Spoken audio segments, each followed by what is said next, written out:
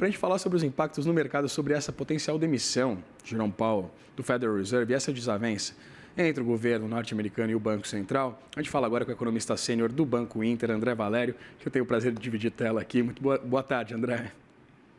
Boa tarde, Vitor. Prazer falar com você. André, a gente ouve, na verdade, muito essa comparação de Pedro e o Lobo.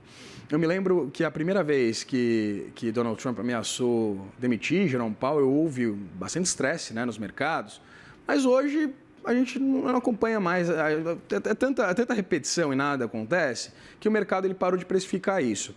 Mas eu queria entender, a gente sabe que institucionalmente Donald Trump não pode demitir a Jerome Powell, mas o que é essa, por exemplo, essa indicação, né, antecipada, ela poderia significar em termos de sinalizações e aí sim ter algum tipo de impacto no mercado? Olha, eu acho que o grande problema que essa rusga entre os membros aí do governo, né, pode impactar no mercado é justamente a perda de credibilidade do Fed na próxima gestão, né? Porque a gente vai ter um indicado do Trump que tem falado abertamente que gostaria de uma taxa de juros menor. Então a gente ficaria com uma dúvida, né, uma incerteza em cima do próximo presidente, se ele seria mais leniente com a inflação, né?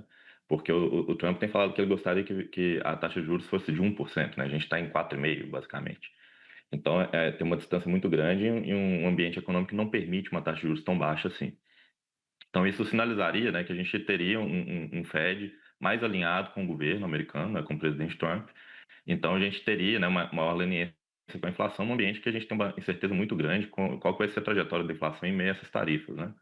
Então a gente poderia ver aí a inflação descontrolando e o Banco Central cortando juros a despeito da inflação ganhando força, né? Então esse é o grande principal fator, né, que pode impactar o mercado financeiro e a gente vê isso se manifestar, né? Ou veria, né, isso se manifestar nas taxas de juros de longo prazo, né, as de 10 anos principalmente. Elas até que não têm tão precificado tanto recentemente essa incerteza em relação ao Fed, mas a gente não vê elas também caindo como elas poderiam ter caído, dada a melhora da inflação que a gente teve nesse primeiro semestre lá na economia americana.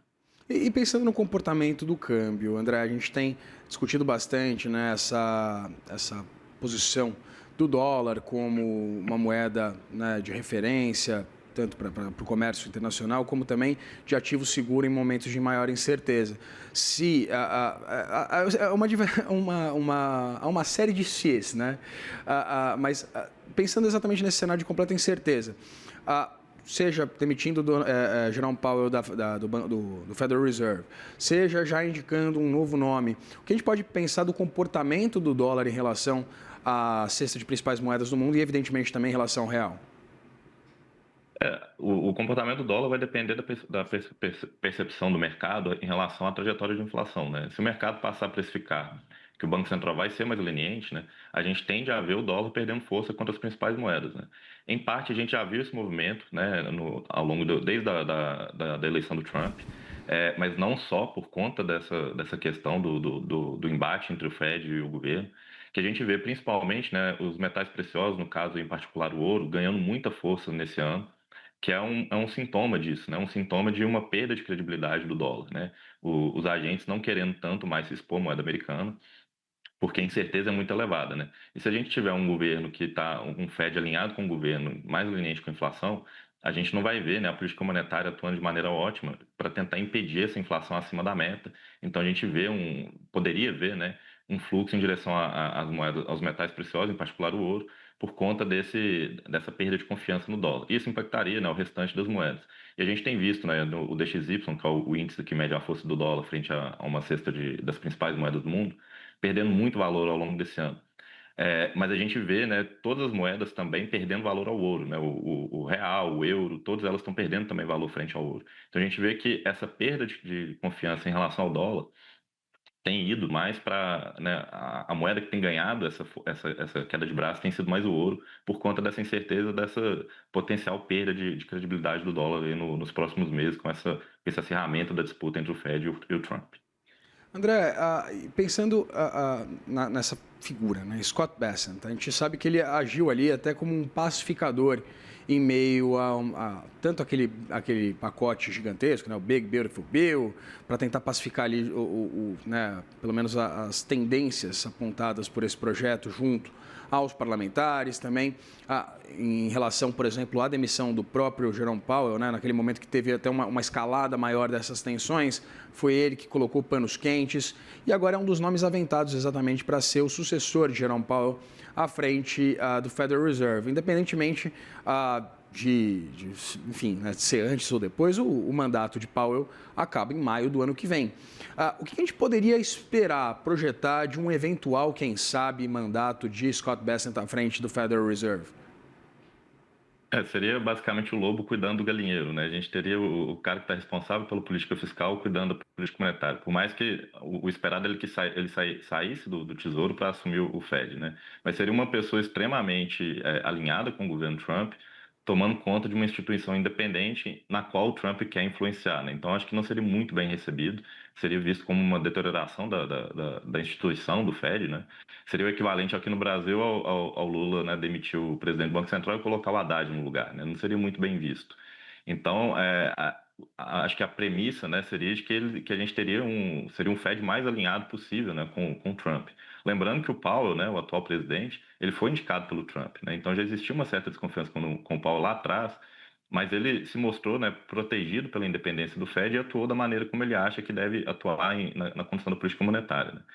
Qualquer outra indicação, né, a gente ainda daria né, esse potencial da dúvida aí para o próximo presidente, de que ele assumiria, né, com maior independência por conta, né, da legislação americana que garante essa independência para ele.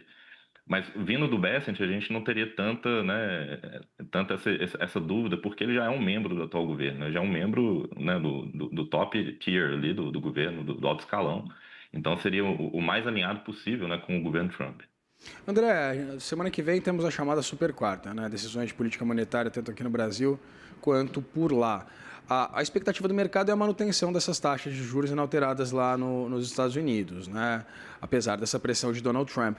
Mas o que a gente pode esperar exatamente da comunicação do Federal Reserve? O que o Fed deve sinalizar acerca desse momento da economia norte-americana?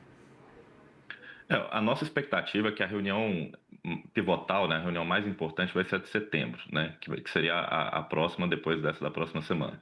Então a gente espera, né, que essa reunião agora de julho seja um tom bastante cauteloso por parte do Fed, mas que ele deixe em aberto, né, o que ele pode fazer na reunião de setembro. Então a gente acredita que até setembro a gente pode ter dados que deem insumos, né, para o Fed cortar juros, principalmente os vindos do mercado de trabalho. Então a gente acredita que ele vai querer manter essa opção na mesa, manter aberto, não se comprometer nem com a manutenção da taxa na reunião de setembro, nem com o corte já antecipadamente, né? Então a gente espera uma reunião assim, protocolar, né? Sem muita novidade, com o Fed adotando ainda ali um comunicado bastante vago e cauteloso, mas deixando em aberto que é possível que ele comece a cortar em setembro.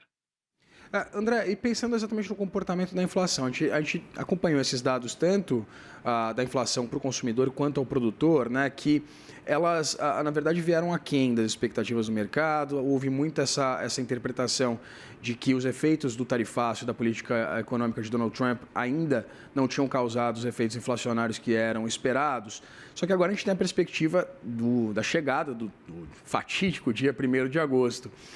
O que a gente pode esperar exatamente do comportamento da inflação, com base, evidentemente, na política econômica, mas também pensando a médio e longo prazo com essas perspectivas em torno da política monetária dos Estados Unidos?